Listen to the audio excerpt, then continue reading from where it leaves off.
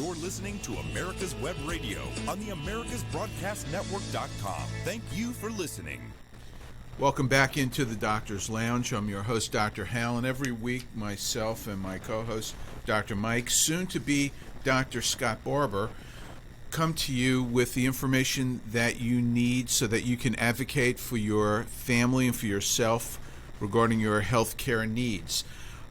We provide the information that you need so you can become informed consumers and informed patients. And this show is supported by the Docs for Patient Care Foundation, which is the only physician-led healthcare think tank in the country. Our website is www.d4pcfoundation.org. Please go to our site and support our efforts, which allow us to do this show and do all the other work that we do around the country so that we can continue to advocate for you and fight for your healthcare freedom and support the doctor-patient relationship.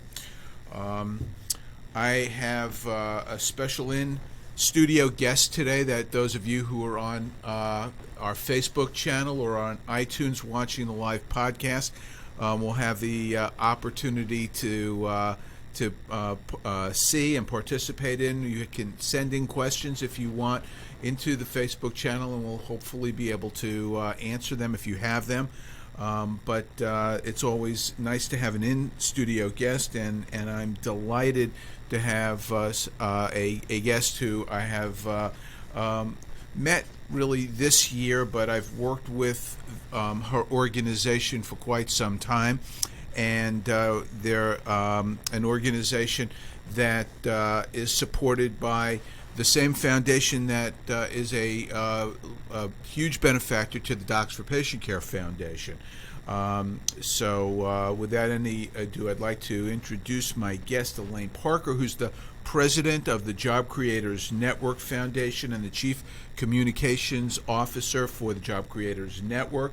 She's a frequent guest on syndicated radio shows and TV shows and has written extensively on subjects supporting the business community with pieces in major publications that all of us are familiar with. And I've had the privilege to get involved in the latest effort that the Job Creators Network has taken on, which is on healthcare, and I'm not going to say much more. I'm going to let Elaine tell us all about that. So welcome into the Doctor's Lounge, Elaine. Thanks for having me, Hal. It's great to be here this morning. Well, we are delighted that you're here because we've got a lot of ground to cover, and we're going to start off by having you just explain to our listeners and viewers what the Job Creators Network is. Well, the Job Creators Network is an organization founded by a man who's probably pretty well known in these parts of the country, Bernie Marcus. He's the co-founder of the Home Depot. And back in 2011, 2012, Bernie wanted to develop an organization that could advocate on behalf of small business and educate America's employees in a nonpartisan way, but to help employees understand how government policies impacted job creation and ultimately their paychecks. Not about telling people how to vote, but the delivery system that he wanted to see done through this education program was through small business owners, because they're trusted. Employees trust their small business owners, their bosses. They know their families. They're a family of employees when you go to work. And so when there's things going on in the country and the economy, and we've got elections coming, many times small business owners have conversations with their employees about what's going on and how policies will impact their business and ultimately their employees.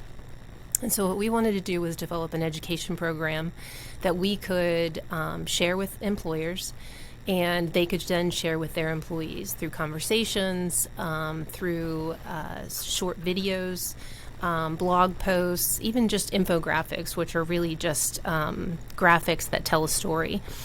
We touch on subjects that affect the economy and small business, like taxes and regulations and healthcare, debt and deficit, education, helping people energy, helping people understand how those issues impact small business.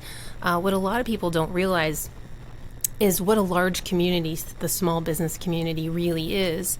There's about 60 million small business owners in this country, and there's 30 million small business owners in the country, and they employ 60 million people. So when you think about just that number, that's 90 million people dependent on the success of small business. Wow. And that's before we ever talk about their husbands and wives and children and their dependents. So you're talking about a huge swath of the country. And we're talking about the whole workforce is about 180 million, isn't it? We're at about 160 million right now, which is the largest our workforce has ever been. So we're talking about the majority of the workforce is in small business. It is, and small businesses creating 2/3 of all new jobs.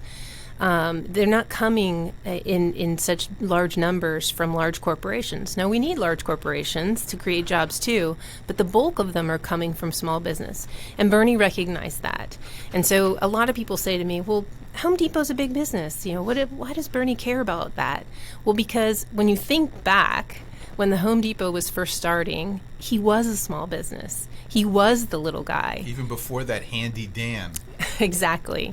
He understands how small business works. And not only that, he comes from very, very meager beginnings. He grew up very poor.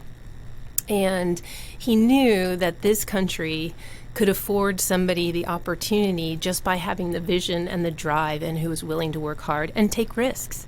And he did, and of course it paid off. But when you think about his past and being fired at the age of 50 and going on to start the Home Depot at 52, and having such great success, that's because of our free market and our capitalistic system. Yeah. And Bernie really wanted the Job Creators Network to defend that system for the next big idea, the next small business that became an amazing icon, that everybody, if I say the name, the Home Depot, everybody knows who it is. Of course. So that really segues into the next question, because you mentioned about the issues that affect small business and small business owners and employees. So why has the Job Creators Network decided to get into healthcare? Well, if you don't mind, I'd like to take a step back just a couple of years, because there's a great segue into it. Certainly. About 3 years ago, in 2016, we launched a campaign called the Bring Small Businesses Back campaign. And it was following a very large national survey we did of small business owners. And we asked them what was impacting their business and their ability to grow, thrive, and even survive. And they came back and they said that 3 things. It was overtaxation, overregulation, and a lack of access to capital. And then we set out on a national bus tour. We traveled through about 20 states, about 12,000 miles, and it was very grassroots at its best. I mean, we went into... Were you on that bus? I was on the bus. I flew ahead of the bus sometimes, because if the bus got held up, I was speaking, and at least I could get there and be at the event. So you must have talked to people in just rural America, in the flyover country. We were in Nebraska, Ohio, Tennessee. We were everywhere. And we met with not just small business owners, but we invited the U.S. congressmen in those districts to come out and hear what these small businesses were struggling with and how those issues were affecting them. And these small business owners, they weren't just Republicans, they weren't just Democrats, they were Americans. They were of all stripes, because they were all trying to make it in the economy. And when you think about it, the taxes and the regulations that they were dealing with, many of the issues that they talked about centered around healthcare.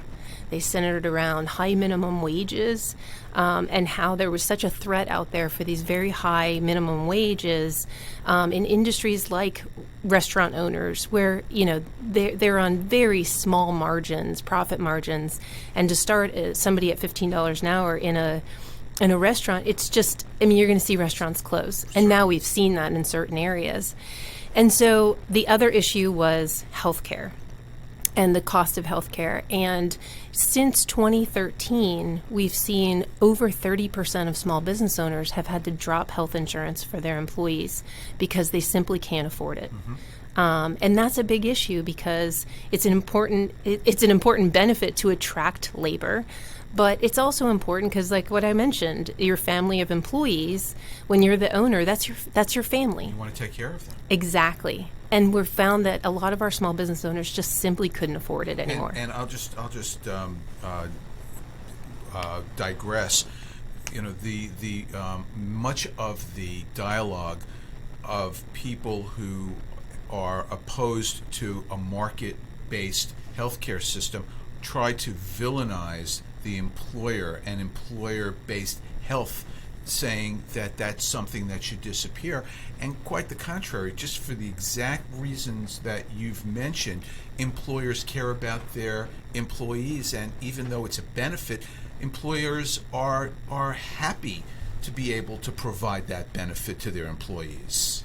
They do. They want to take care of their employees. It's become such a complicated system, though, that it is very onerous and it is burdensome, both expensive, and it's burdensome just as the employee to understand what's covered. What does my plan do? I mean, it's just so complicated, and to understand. Oh, I need to get a pre-authorization before I go do this or that, and if you do it wrong, then you're not going to get reimbursed for it. You know, they're not going to pay for the care, and it is confusing. And I'll just also add to that. As a physician, I run a practice of over 400 people, and we have a health plan that half of our employees can't participate in because they can't afford it, and so the way things are right now, the way that they're constructed, as you've said, not only onerous, not only expensive, but convoluted and difficult, and offer no flexibility, so that an employer can be able to find ways to help the employees who can't necessarily find can fit into the health plan that you're able to afford and provide for the majority of your employees. Exactly. One of the other issues has been, people can't go to the doctor they want to go to under certain plans. So they've lost their doctor. They've lost choice. There's no doubt that there was a broken system before Obamacare. I mean, we had issues within the system that needed to be fixed.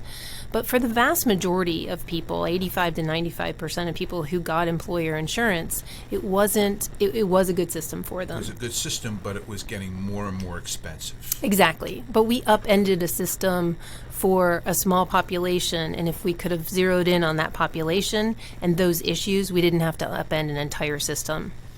Okay. Well, we have a lot more ground to cover. Even those of you who are listening, yes, this is the Doctor's Lounge, and we are talking about healthcare. And my guest is Elaine Parker from the Job Creators Network, and they have done a tremendous amount of work in trying to take on this healthcare beast. So when we come back in the next segment, we're going to get into the meat of why the Job Creators Network has gotten involved in this. So stay with us. The Docs for Patient Care Foundation is your way to join the fight and become a member of an organization created by doctors for patients dedicated to fighting for your healthcare freedom and preserving the doctor-patient relationship. Get a pen and paper. Write down www.docsforpatientcarefoundation.org. That's www.docsforpatientcarefoundation.org. Go to our site and please make a generous tax-deductible donation and join the fight today. Thank you.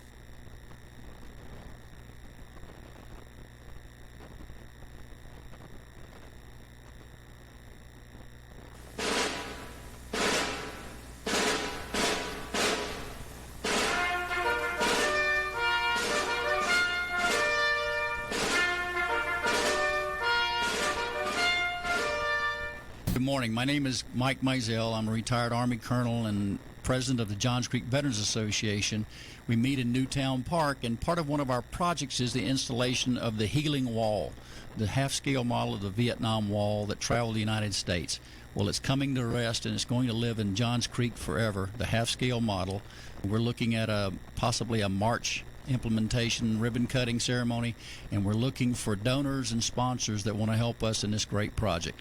You can donate at jcvets.org.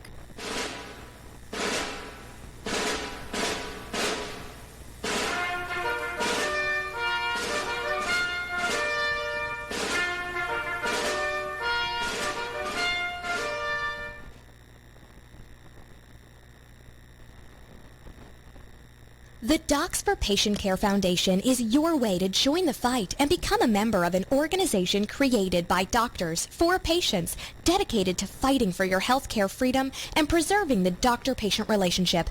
Get a pen and paper. Write down docs4patientcarefoundation.org. That's DOCS, the number 4, patientcarefoundation.org.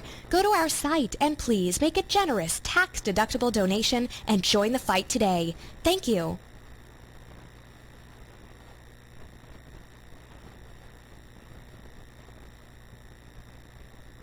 You're listening to America's Web Radio on the AmericasBroadcastNetwork.com. Thank you for listening. Welcome back into the Doctor's Lounge. My guest today is Elaine Parker, the president of the Job Creators Network Foundation, and she is the point person for an initiative that we're going to get into right now that in healthcare that the Job Creators Network has launched into. So, Elaine, I asked you the question before, and you gave a little background, but why now? Why is the Job Creators Network getting into the healthcare fight? Well, as I mentioned, small business has been hurt quite a bit by Obamacare and the skyrocketing premiums. And so what we wanted to do was come up with a solution. We hear a lot about Medicare for all, a single-payer system, even the public option and expanding Obamacare, and how that would be a great solution for the American people. And it's being put forth by the Democratic presidential candidates, several of them, most of them in one form or another, supports a single-payer system. It's just how fast do we get there? Right. With Bernie Sanders, it's on day one. With Elizabeth Warren, it's 3 years in. With Biden and Buttigieg and some of the others, it's just a slower walk. But they're all walking in the same direction. Absolutely. And we need a solution. We need an alternative. And so what we did last year was we, in partnership with several physician groups, including Physicians for Reform, is we launched a national healthcare study, a market research study, not a poll, not a survey. We utilized sophisticated market research called discrete choice modeling. And we got the inputs of 25,000 American voters. These are Democrats, Republicans, and independents, to find out exactly what they want in a healthcare plan. What are they willing to pay for? Because if you ask somebody in a poll or survey, what do you want in options? Well, they want everything, and they don't want to pay much for it. Right. This is about really discrete choice modeling, making them choose and prioritize the important issues and what they want to pay for. And what they came back with is that they want personalized health care. They want choice. They want to get the bureaucrats out of the system and out of making decisions for them and get that decision-making process back between them and their doctor. And they want to restore that doctor-patient relationship.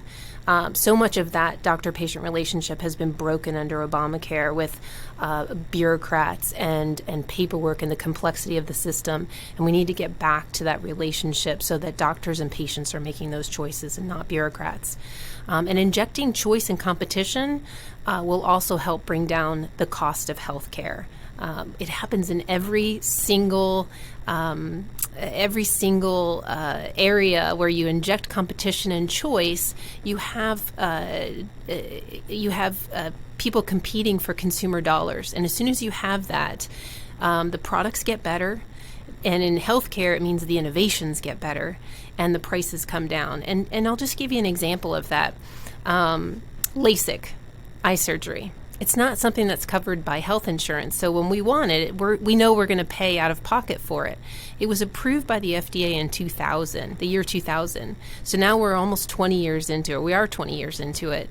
And the price has come down 50% because they're competing for those consumer dollars. But the innovation's gotten even better. The surgery is even better. So imagine that. You see the price come down and the product gets better. Another example is braces.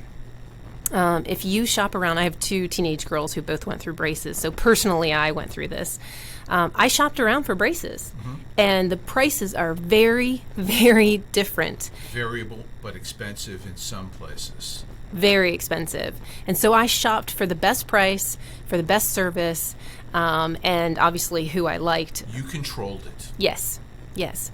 And what we need to do is actually fundamentally change how we view healthcare. We are consumers. We're consumers of the products you buy, food, electronics, but we're also consumers of healthcare. And so we developed this plan, and the campaign is called Healthcare for You. So listen to the juxtaposition of healthcare for you versus Medicare for all. Right. Personalized healthcare. Right. That's what people want. So, if you don't mind me getting into the weeds a little bit about the survey that you did, if I can share this, you in doing the survey, one of the things that people were willing to do is pay more in taxes if everything was provided. Now, that's a competing message with personalized health care. So I am an advocate of healthcare for you, and I'm a partner. Docs for Patient Care is a supporting organization. This is what we believe, what we've always said. But it's a real it's a dichotomy. It's a real contradistinction between trying to get people to understand that they should be controlling their health care, because it's a scary thought. Many people would just as soon say, you know what, I'll pay more if it's all taken care of for me. How do you get that message across to people that that's not the best thing? So here's kind of the issue. I think there's a level of frustration that there's not a solution on the table. And if you've ever heard the saying, in the absence of a better plan, my plan is the best plan. Right. So the plan that's on the table is Medicare for all, government-run health care. The American people are at a point where they want a solution. They don't want to just hear the problems with Obamacare. Right. They want a real solution. Right. Healthcare for You is a real solution that puts patients, the American public, back in charge of their own health care. And it helps them understand that it's really the complexity of the system that's so expensive. It is not health care. Healthcare is affordable. And I know that you know personally the direct primary care field with physicians that are moving away from insurance and moving towards just having that doctor-patient relationship, and the way the system is set up with a monthly fee, kind of like a gym membership. From, you pay $40 to $60 a month and you have full access to your doctor. When you look at what the cost of just, say, a simple blood test is, going to a direct primary care physician versus a physician that takes health insurance. Or going into a hospital where they jack up the price 20 times or more. Yeah, I mean, I spoke with one direct primary care physician, and she said that she charges $60 a month for her monthly fee. Right. Her patients have full access to her.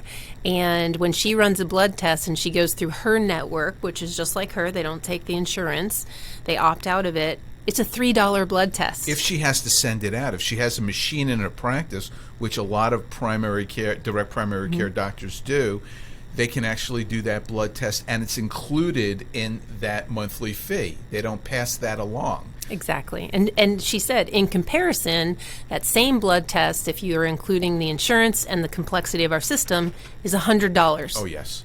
Yes. So, and that goes toward your deductible. So you're paying for a family of 4, on average, $20,000 or more a year in your insurance premiums, plus a $6,000 to $12,000 deductible depending on your plan. So that blood test winds up costing you sometimes more than $100 if it's a complicated blood test and there are multiple tests that they're running. So let's break down. Healthcare for you almost sounds like a platitude, right? It's very, it's a slogan. So why don't we break down what healthcare for you really means? Sure.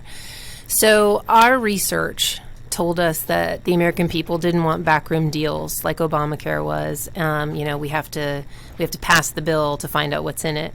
What we did was we've put together a personalized healthcare plan with 7 elements. It's basically a framework for healthcare reform, and it includes 7 elements that will put patients back in charge and will restore that doctor-patient relationship. So we have to, under our plan, we really have to fundamentally change how we think about health insurance in this country.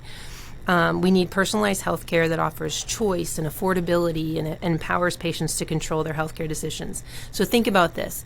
Owning your own health insurance, much the same way we do with car insurance and life insurance. When you change jobs, you take it with you. So make it portable and affordable. And to do that, we want to expand what we know as HSAs, health savings accounts, and expand them so that employers can actually opt out, if they so choose, to providing the employer health insurance and fund those HSAs so that employees can then purchase their own health insurance.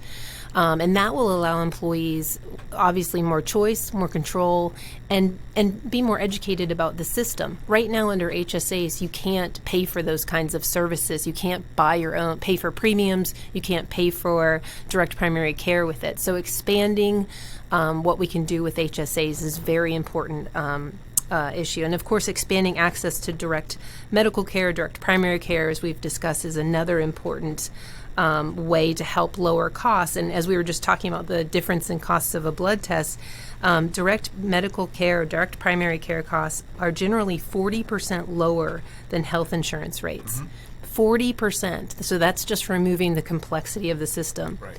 Another way to, one of our third element is to really allow states to restore competition and increase choice and lower costs. And to do that, we need to roll back some of those Obamacare regulations, those essential care benefits that requires states to essentially offer a one-size-fits-all plan. So if we restore that regulatory power back to the states, they're able to bring in more insurance companies. They're able to offer different types of plans. So if you need catastrophic plan, you can get it. And if you need a Cadillac plan, you can get it.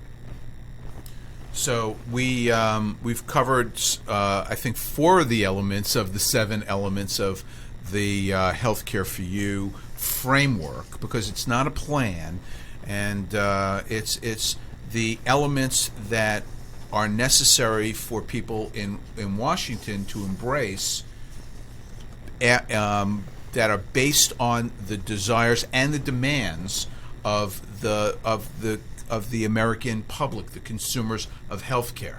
And we'll get into the final elements and go a little deeper into some of these efforts and what you might be able to do, those of you who are listening, to get on board this effort when we get back in the Doctor's Lounge in the next segment. So please stay with us.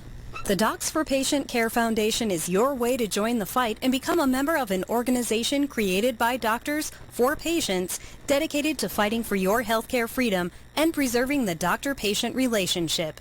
Get a pen and paper. Write down www.docsforpatientcarefoundation.org. That's www.docsforpatientcarefoundation.org. Go to our site and please make a generous tax-deductible donation and join the fight today. Thank you. This is Ron Camacho, host of the Business Hour, on Fridays from 10 to 11 a.m. Join me as I talk with passionate professionals on a program that profiles the best businesses, business practices, and fascinating business professionals to get an insider view of how America works. The Docs for Patient Care Foundation is your way to join the fight and become a member of an organization created by doctors for patients, dedicated to fighting for your healthcare freedom and preserving the doctor-patient relationship. Get a pen and paper. Write down docs4patientcarefoundation.org. That's DOCS, the number 4, patientcarefoundation.org. Go to our site and please make a generous tax-deductible donation and join the fight today. Thank you.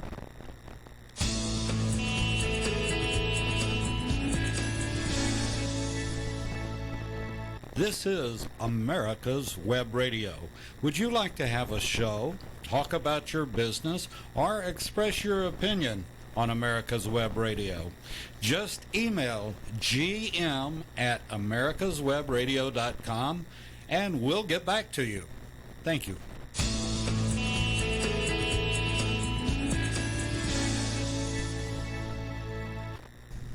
Welcome back into the Doctor's Lounge. Thanks for being here with us today. Today we're talking with Elaine Parker, who is the president of the Job Creators Network Foundation. We're talking about the initiative that the Job Creators Network has taken on, which is a very ambitious one, so that they can take the lead in trying to rein in the beast, which is out-of-control healthcare.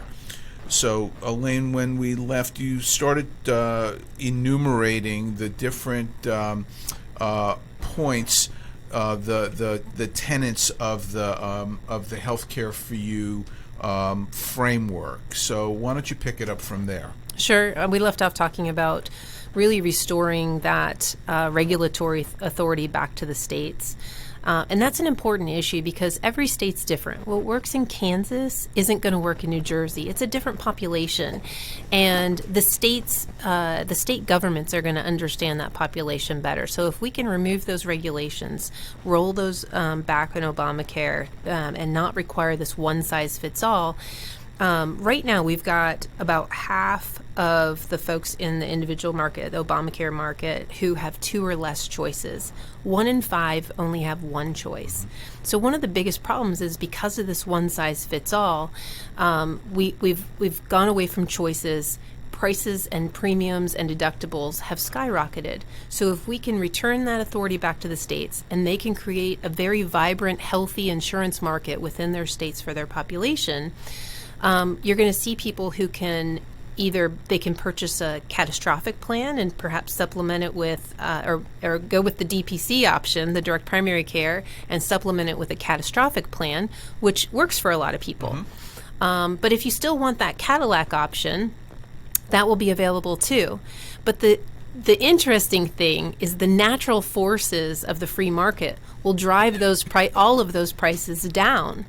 Mm-hmm. And so a Cadillac plan isn't going to be as expensive under this idea, under this plan, as it is now. Right. So, but it's available, and doing that, and you know who's going to understand that is the local government, whether it's the insurance commissioners and the governors within those states. It's amazing what some of the states have done themselves to create and actually kind of get around and provide more choice for their states. Well, you know why? Because they are also consumers of health care. Mm-hmm. They have to provide health care for the people who work in their communities, whether it's the teachers or whether it is the firefighters or even people in local government. They're purchasers of health care. And so what we see in communities around the country are that they're looking at these options. They're going out and they're trying to figure out alternative ways of providing health care at lower cost. And this is something that, of course, is going to spark their interest. Absolutely. And of course, we want to, as I mentioned, increase access to direct primary care, and the costs there come down tremendously. We want to lower drug prices. That is a huge issue for people, and it's easy to look at just the pharmaceutical companies and blame them, but there's a whole complex system there of middlemen. The PBMs. Yes. We talk about that on this show often. Yes. So right now, $250 billion, that's with a B, billion, per year goes to the middleman, and that should be returned to the patients in the form of lower costs. So 85% of the pharmacy benefit management companies, guess who owns them? The 3 largest insurance companies in the country. And so this is a cartel that needs to be broken. And this is, I think, why it's so important for the business community. And I'm so delighted and excited that the Job Creators Network is behind this, because the special interests are really the reason why why healthcare costs are so expensive. It's not going to your doctor that's expensive. It's where you get your health care. And right now 65% of doctors are employed by hospitals. Hospitals are the highest cost center for healthcare in the nation. The insurance companies are making record profits year after year since 2012. Come on, there's a reason why they're making more money, because this environment has allowed that to happen, and the pharmaceutical industry, the companies and the middlemen, like you said, and all the other middlemen are sucking resources out of healthcare, lining their pockets, and so healthcare does not need to be expensive, and direct primary care doctors have shown us this. So it's so important to have the business community right at the side of the physicians and people who are trying to show patients that there's a better way of doing this than having the government or the status quo. And so this is why it's so important for the Job Creators Network to be involved in this and behind this. Absolutely. And drug costs just don't need to be this high. I mean, I have a friend who's a type 1 diabetic, and his insulin, if he didn't have insurance, would be $450 a week. Jeez. I mean, that's a bankrupting cost. Of course it is. It's and if they don't have their insulin, they die. Right. And we've become the piggy bank for the world, for the pharmaceutical companies. Every major Western power country has some form of socialized health care, which incidentally is not working for them, and they're moving away from it. But their socialized system basically means that they have the ability to go to pharmaceutical companies and tell them what they're going to pay for health care, or pay for their drugs, not respond to what the drug companies tell them the cost is going to be. And these drug companies want to be in these countries, and they say, okay, we'll take what you want to pay us. And then they make up the difference on the American consumers, on the American patients. Well, exactly. And while we're not fans of price controls, we believe that if we look at the middlemen and the people, the special interests that have a very big interest in keeping these prices high because they're financially benefiting, if we can remove some of that waste and some of those middlemen, that the prices can come down naturally through the forces of the free market. Absolutely. And people will be able to afford their drug prices. But price controls, the concern there is that we won't get the latest and greatest. Right. Well, this is, as you said, one of the more complex areas, because you have an industry that we're dependent on for the latest innovations, and yet we can't necessarily afford the latest and greatest innovations that they're coming up with. It is a bankrupting event when you have a very unusual problem and a drug that is very expensive. And so the answer lies somewhere in the middle, making the average drugs affordable, and then there can be programs for the more unusual problems, more expensive conditions.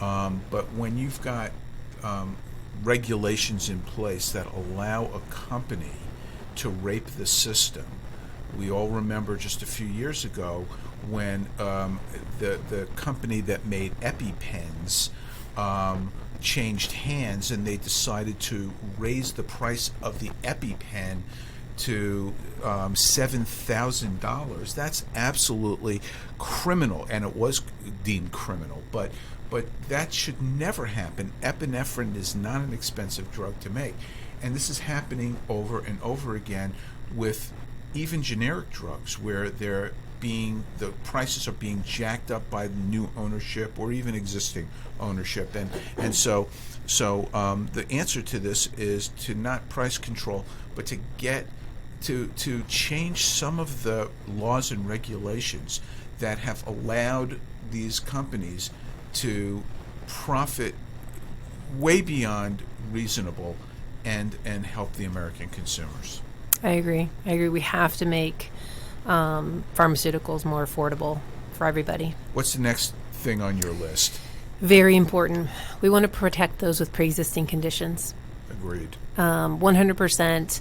I know that the Democrats, every time we talk about an alternative plan to Obamacare or to government-run health care, they accuse the Republicans of wanting to do away with pre-existing conditions. That is the furthest thing from the truth, and the president himself has said that it is imperative that we protect people with pre-existing conditions.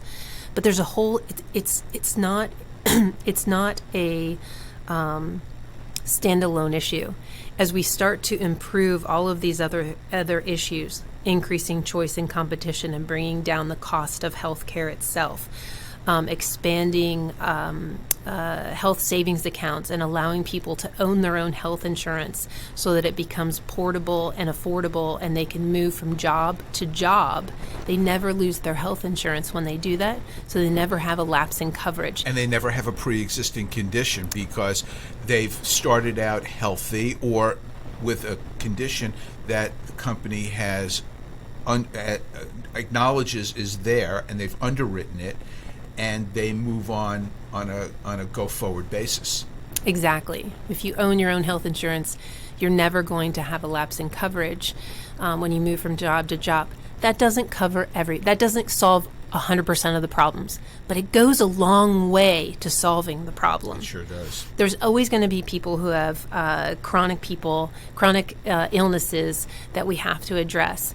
And again, that leads back to another piece of the puzzle we've already discussed, which is allowing states to regulate their own insurance markets and create that healthy insurance market that drives down costs for patients, and allowing states to actually develop their own guaranteed coverage pools. And that will protect patients with true pre-existing conditions. And there's a lot of different models out there that states can opt to do. So first, let's start with most states already have laws on the books. Many states have laws on the books in one form or another that protects pre-existing conditions. It is not Obamacare that came along for the first time ever and said, we're going to protect pre-existing conditions. That's right. They like to take credit for it. Of course they do. But the laws that are on the state books are moot under Obamacare because it's a federal law. Right. So those laws already exist in many of those states. And laws that states that want to strengthen them, they can if they want to change them and create different models. There's so many different ways, whether it's a high risk, a guaranteed coverage pool. But if you think about it, right now there's about $17 billion in subsidies that go to folks who qualify for the subsidies under Obamacare. So that's $17 billion that as we see the cost of health care and health costs come down for health insurance, many of those people won't need those subsidies. That frees up $17 billion in federal subsidies that could go to states to help create those high-risk pools and cover pre-existing conditions. There's a lot of different ways to approach this, but we have to be open to the discussion. Right. Yeah. You got to start somewhere, and everything is interconnected. They're moving parts. Was that number 6 or was that number 7? That was number 6. That was number 6. What's number 7? Reducing defensive medicine and remove costs from the system there. And that's really that's almost the third rail. I mean, I've been involved. You're probably the expert in that area. I've been involved in that for a number of years, and we have one more segment. We're gonna just talk about pushback, but the pushback from the trial lawyers and from the American Bar Association has been it's been unbelievable, because the ideas that have been put forth are very, very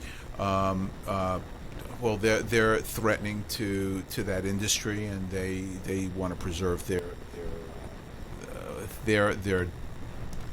industry, which is suing doctors, and there are bad doctors. I'm not going to say there are, and there are certain cases that you need to have malpractice or protections for the public, but it's gotten out of control. We've all seen the commercials late at night. Do you have these? Have you been taking these drugs? Have you been having these symptoms? It's out of control. So, one more segment. Please stay with us.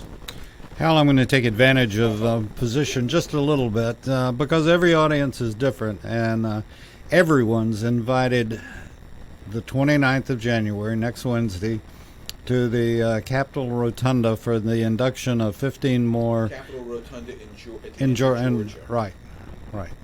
Yes. Downtown, across the street from the Floyd Building, where the Georgia Military Veterans Hall of Fame is, and they will be inducting 15 more members in the Rotunda, which is not their norm, but they're doing something different and inviting everyone to attend. And bring your own Kleenex, because it is quite moving hearing what these people did and what they gave up, and to make you and I safe. And so everyone's invited. The governor will be there. The senators will be there. It'll be quite an operation. So please mark it on your calendar. It's at 2 o'clock on Wednesday the 29th. Thanks, David. We'll be back with more right after this. Hello, I'm Dr. Mike Karuchak. Have you ever wondered what doctors talk about amongst themselves? If you do, join us on the Doctor's Lounge and hear the doctors' conversations amongst themselves. Join me and my co-host, Dr. Hal Scherz, every Thursday morning, 8 to 9 a.m. The Docs for Patient Care Foundation is your way to join the fight and become a member of an organization created by doctors for patients, dedicated to fighting for your healthcare freedom and preserving the doctor-patient relationship. Get a pen and paper. Write down docs4patientcarefoundation.org. That's DOCS, the number 4, patientcarefoundation.org. Go to our site and please make a generous tax-deductible donation and join the fight today. Thank you. The Docs for Patient Care Foundation is your way to join the fight and become a member of an organization created by doctors for patients, dedicated to fighting for your healthcare freedom and preserving the doctor-patient relationship. Get a pen and paper. Write down www.docs4patientcarefoundation.org. That's www.docs4patientcarefoundation.org. Go to our site and please make a generous tax-deductible donation and join the fight today. Thank you. You're listening to America's Web Radio on the AmericasBroadcastNetwork.com. Thank you for listening. We're back in the Doctor's Lounge. My guest today is Elaine Parker from the Job Creators Network. We're having a great conversation about their plan in healthcare. And in this last segment, Elaine, I have a couple of things that I want to cover. First of all, the framework that you've set up has gotten the support of our president, hasn't it? The administration has been using personalized health care. They do like the idea of personalized health care. They love health care for you. We do have a lot of support within the White House and Washington, D.C., so we're excited about that. What about in Congress? So we've been meeting with leadership in the Senate and talking to them about the framework and helping them understand the research and what we've done here. And there's a lot of support for it. But let me take a step back and kind of talk about the support we're bringing to Washington. Okay.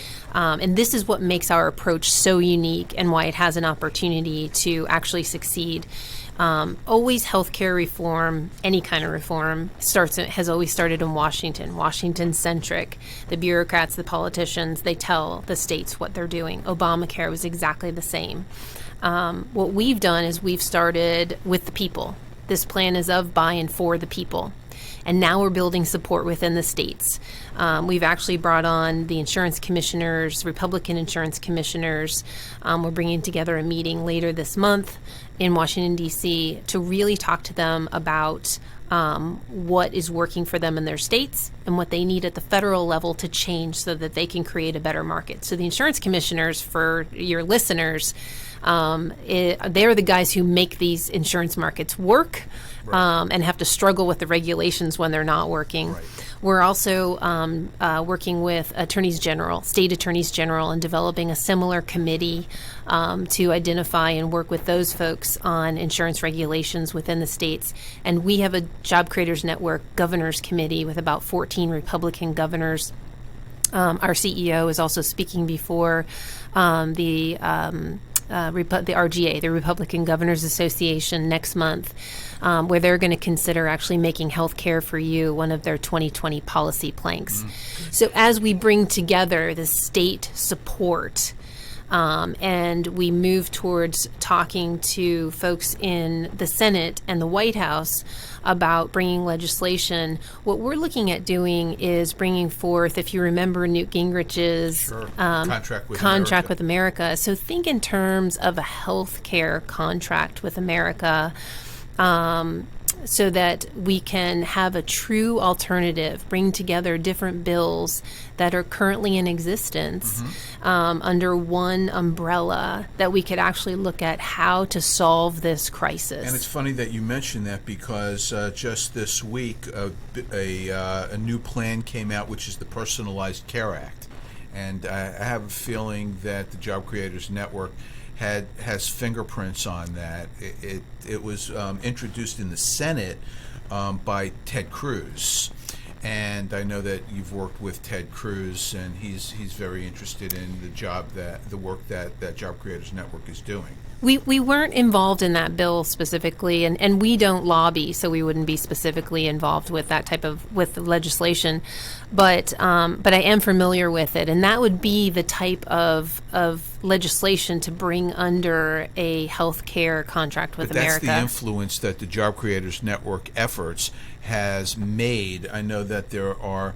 They pay attention to what you're doing, and putting together this kind of legislation, which is based on the 7 tenets of what you've already shared with us, is what really I think it's the meat behind these bills that are being introduced, and this one is saying the exact same thing that you've already told everybody the healthcare for you is about, which is portability of insurance and using health savings accounts, and something you didn't mention, which are health reimbursement accounts, so that people can actually get money put into an account for healthcare purposes by their employer that is not necessarily part of a healthcare plan, but the individuals can direct that money to be used for healthcare as they see fit.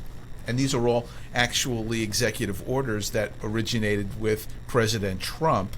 And he also, in his executive orders, because the executive orders aren't under the force of law, they're frameworks, just like this is a framework, and they're intended to inform Congress of what is expected of them. When the president says it, when Job Creators Network says it, because it's the mandate from the people, they've got to be responsive to it and create legislation to actually memorialize it and make it work. Yes, the president and his administration has gone a long way through executive order to come up with some solutions, whether it's expanding short-term health plans, which were severely reduced under Obamacare, but they are affordable to people who are in between jobs, and they were pretty much outlawed under Obamacare, really. And now we've got he's expanded them under executive order to as much as 2 and 3 years. And then, as you mentioned, health reimbursement accounts, association health plans, but this is through executive order, and Right. what happens with one president can be changed with another president. Most definitely. So that's why we need Congress.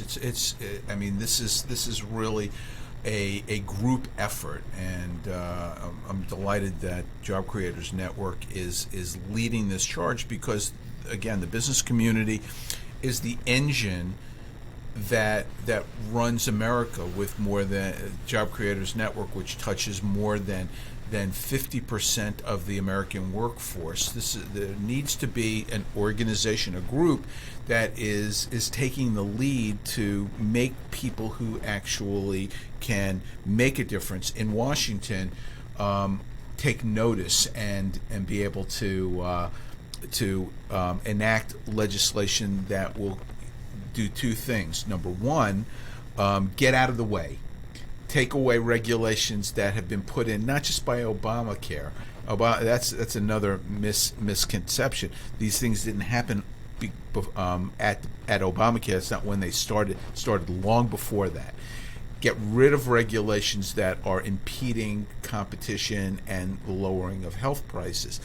And the second thing is putting legislation in place that enable the creative engine of people, of individuals, to help lower costs and provide better care.